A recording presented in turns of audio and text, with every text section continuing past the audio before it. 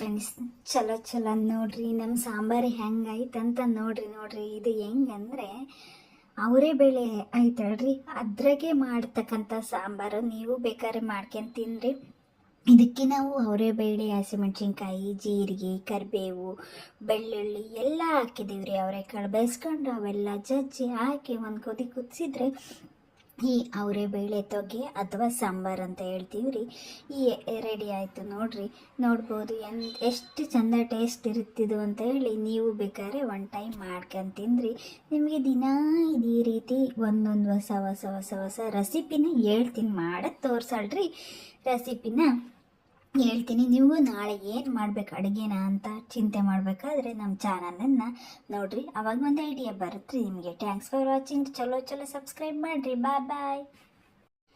hi friends, ಚಲೋ ನೋಡ್ರಿ ನಮ್ಮ ಸಾಂಬಾರು ಹೆಂಗಾಯ್ತು